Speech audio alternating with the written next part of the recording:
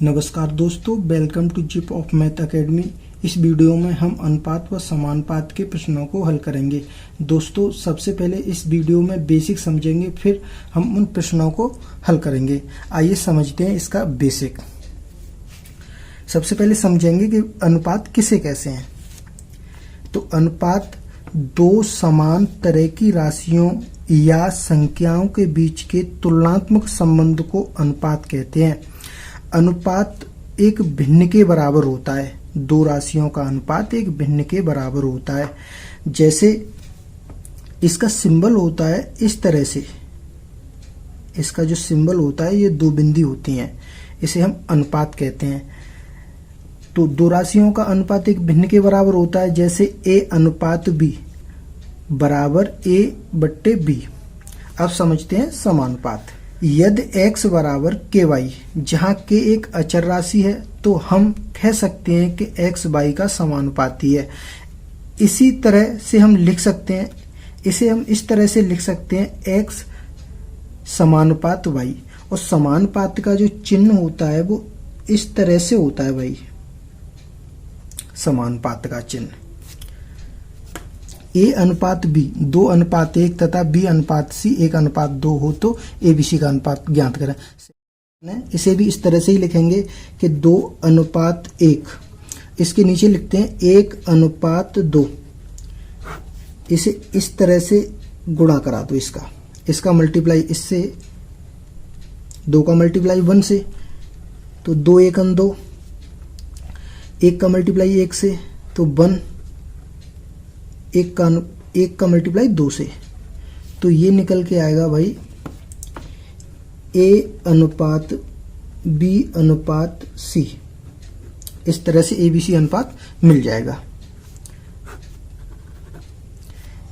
एक बार दोबारा समझ लो कि पहले तो हम a अनुपात b रख लेते हैं, 2 अनुपात 1, फिर उसके बाद उसके जस्ट नीचे रखते हैं तो 1 अनुपात 2, BC का अनुपात हो गया 1 अनुपात 2। फिर इसका मल्टीप्लाई कर देते हैं, 2 का मल्टीप्लाई इससे 1 से करेंगे तो 2 1 2, इसका करेंगे तो 1 1 1 और 2 1 2, तो इसका अनुपात आ गया 2 अनुपात 1 अनुपात 2। नेक्स्ट क्वेश्चन है, इसे समझते हैं। a अनुपात b बराबर दिया है 3/4 तथा b अनुपात c बराबर दिया है 3 अनुपात 5, तो a अनुपात c का मान निकालना है। तो देखो a अनुपात b बराबर दिया है 3 4, तो यहाँ लिखेंगे 3 अनुपात 4। फिर जस्ट इसके नीचे लिखेंगे 3 अनुपात 5, और यहाँ लिखेंगे a अनुपात b अनुपात c बराबर, इसे n का सिंबल दे दो बस, और n के सिंबल में इसका गुणा कर दो। तो ये 3 3 का 9, 4 12, इसका गुणा करेंगे तो ये होगा 20। पूछा गया है a अनुपात c, तो a अनुपात c निकल के आएगा 9 और 20, क्योंकि a का अनुपात ये होगा और c का अनुपात ये होगा। तो a का अनुपात हो गया 9 और b का अनुपात हो गया 20, तो a अनुपात b निकल के आ गया 9 अनुपात 20। नेक्स्ट क्वेश्चन देखते हैं। x बराबर दिया है y/3 तथा y बराबर दिया है z/2, तो x y z का मान निकालिए। तो इस क्वेश्चन को पहले तो हम x जो x के बट्टे y करेंगे, दिया है कि x बराबर y/3 तथा y बराबर z/2, तो x y z का मान निकालना है। तो देखो x बराबर y/3 और y बराबर z/2, तो अगर इसे हम इधर लेके आते हैं तो x अपॉन y, तो ऊपर तो वहाँ 1 बचेगा और बट्टे 3। इसी तरह से y को हम z के फॉर्म में करते हैं, यानी y अपॉन z, इसे z को y के बट्टे ला दो, तो यहाँ 1 बचेगा तो 1/2। अब यहाँ हम लिख सकते हैं कि x अनुपात y बराबर कितना है 1/3 तथा बाई अनुपात जेड का क्या है, बाई अनुपात जेड कितना है, 1:2, 1:2।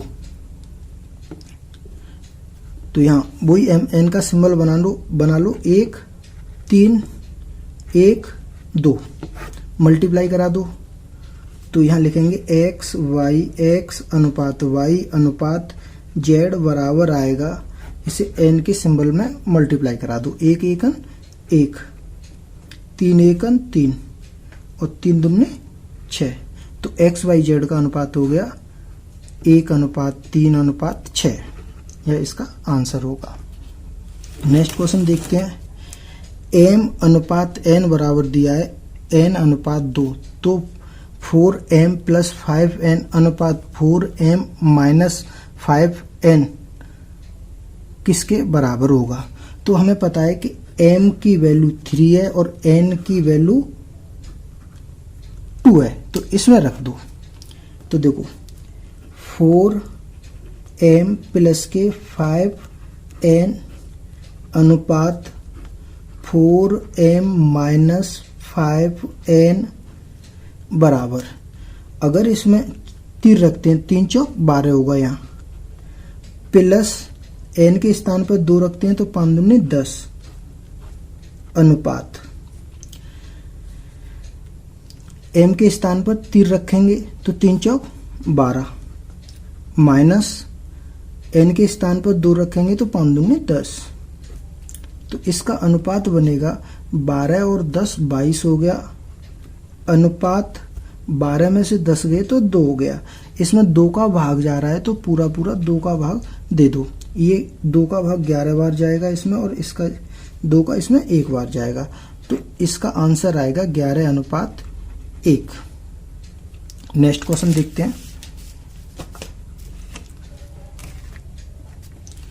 नेक्स्ट क्वेश्चन में कह रहा है कि 6,24 का मध्य अनुपाती बताएं। तो जब मध्य अनुपाती की बात आती है, इसमें कोई मैं ट्रिक नहीं बताऊंगा, एक शानदार तरीका बताऊंगा, उसे आप समझें। कि जैसे मध्य अनुपाती पूछ रहा है तो मध्य अनुपाती में हम जैसे 6 मध्य यानी इनके दोनों के बीच में कोई एक संख्या आनी चाहिए, कॉमा x और 24, ये इसका मध्य अनुपाती हो गया। अब इसे इस तरह से बना लो, ये मध्य अनुपाती हो गया। तो इसे लिखेंगे 6/x बराबर 6/x और x/24 क्रॉस मल्टीप्लाई करा दो, तो ये हो जाएगा x × x, तो x², इसका मल्टीप्लाई करेंगे तो ये 6 चौक 24 और 6 दूनी 12, 12 और 2 14। अब x बराबर √ 144 और ये 144 12 का वर्गमूल होता है, तो x बराबर इसका मध्य अनुपाती 12 निकल के आएगा। नेक्स्ट देखते हैं। इसमें कह रहा है 18/24 का तृतीय अनुपाती बताएं। तो तृतीय अनुपाती अर्थात 18/24 अनुपात x, तृतीय अनुपाती ये होगा क्योंकि इसका मध्य अनुपाती ये हो गया, तो तृतीय अनुपाती ये होगा, पहला दूसरा तीसरा। तो इसे निकालेंगे 18/24 अनुपात बराबर 24/x, क्योंकि इसके बट्टे इसे कर दो और इसके बट्टे इसे कर दो, तो क्रॉस मल्टीप्लाई करा दो। ये होगा 18x बराबर, इसका मल्टीप्लाई करेंगे 24 × 24। तो देखो x का मान निकालेंगे तो ये 24 × 24/18, 6 से काट दो, ये 4 बार कैंसिल हो गया, ये 3 बार, और 3 से ये 8 बार कैंसिल हो गया। तो इसका मल्टीप्लाई करेंगे तो कितना आएगा, x बराबर 32। तो इसका तृतीय अनुपाती हो गया 32। नेक्स्ट देखते हैं। 5, 9, 12 का चतुर्थ अनुपात निकालें। तो इसका चतुर्थ अनुपात होगा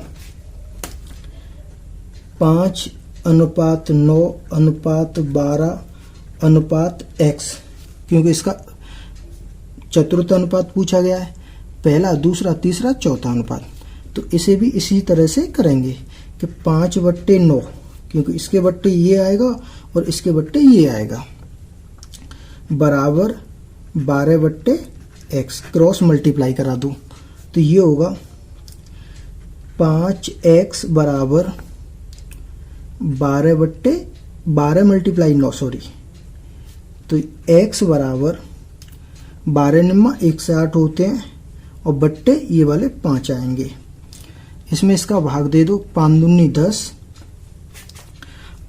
बच गया 8, 5 एकन 5 और 6 पंजे 30। इसका मध्य अनुपात ही आएगा 21.6, 21.6। नेक्स्ट क्वेश्चन देखते हैं।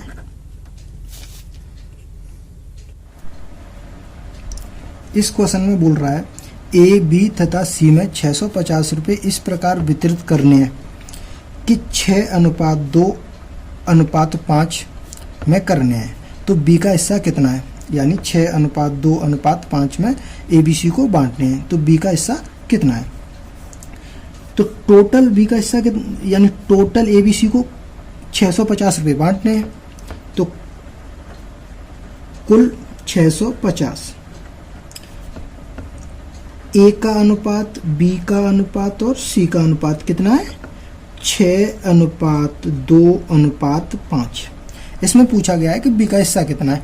टोटल एक बात, यानी कुल रुपए दिए 600, तो कुल अनुपात होगा, यदि कुल अनुपात किसके बराबर होगा, 650 के बराबर होगा। तो ये 6 और 2 8, 8 5 13 बराबर है 650 के, तो एक किसके बराबर होगा, तो एक बराबर होगा 650/13, 13 पंजे 65, तो ये होगा 50 के बराबर। जब एक 50 के बराबर है, पूछा गया है कि बी को कितने मिलेंगे, तो बी का अनुपात तो ये है, जब एक की वैल्यू 50 है तो बी की वैल्यू कितनी आएगी, यानी 2 की वैल्यू कितनी आएगी, तो बी को तो 2 मिलेगा, तो 2 की वैल्यू आएगी 50, 50 गुणे 100 अर्थात 100 रुपये। तो बी को कितना मिलेगा, 100 मिलेगा। दोबारा समझते हैं कि कुल रुपये 650 हैं और हमें ए बी सी के अनुपात में वितरित करना है, तो जिसका अनुपात 6:2:5 है। अब कुल रुपये 650 हैं, तो कुल अनुपात होना चाहिए, तो 6 2 8 8 5 13, तो 13 के बराबर 650 दिया है, तो एक किसके बराबर, 50 के बराबर।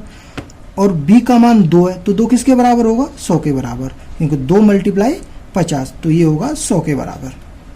नेक्स्ट देखते हैं, यदि a अनुपात b बराबर दिया है 5:3 हो, तो a + b अनुपात a - b का मान निकालना है।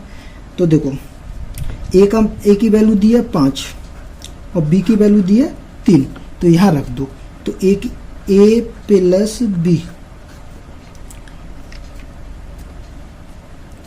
b अनुपात a - b,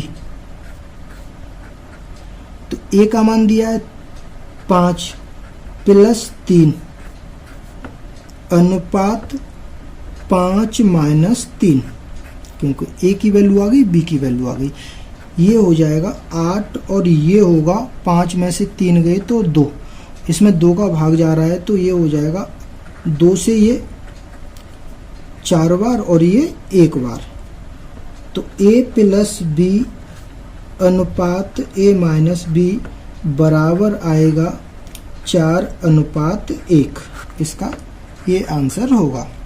नेक्स्ट क्वेश्चन देखते हैं।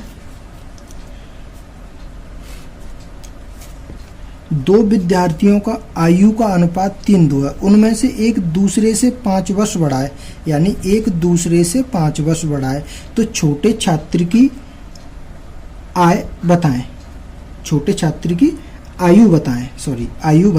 तो इसमें बोला गया है कि अनुपात दिया है, छात्र ए और बी, मान लेते हैं 2 छात्र ए और बी हैं, इनका अनुपात 3:2 दिया है, ए हो गया 3 और बी हो गया 2। अब ये दोनों में जो डिफरेंस चल रहा है, जो अंतर है वो 5 वर्ष का है, तो जब इनकी आयु का अंतर 5 वर्ष है, तो इनके अनुपात का अंतर भी अनुपात भी अंतर होना चाहिए, अनुपात में भी अंतर होना चाहिए। तो अनुपात का अंतर कितना है, 1 की वैल्यू कितनी दी है, 5। अब पूछा क्या है, छोटा छात्र, तो छोटा छात्र कौन सा होगा, बी होगा। तो बी जब 1 बराबर 5 है तो 2 बराबर क्या होगा, तो 2 गुणे 5 अर्थात 10। छोटा होगा 10 और बड़ा होगा 15, क्योंकि 3 गुणे 5 अर्थात 15।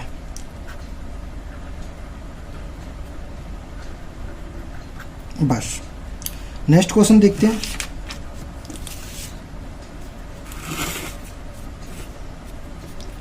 दो छात्रों की आयु का योग 45 है।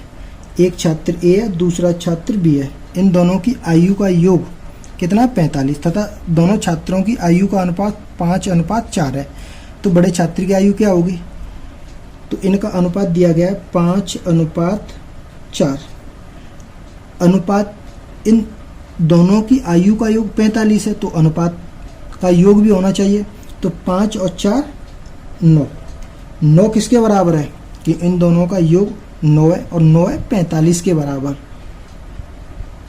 9 से 45 5 बार कैंसिल हो गया, तो 45 में 9 का भाग देंगे तो 5 बार आएगा। तो 1 की वैल्यू कितनी आएगी, 5।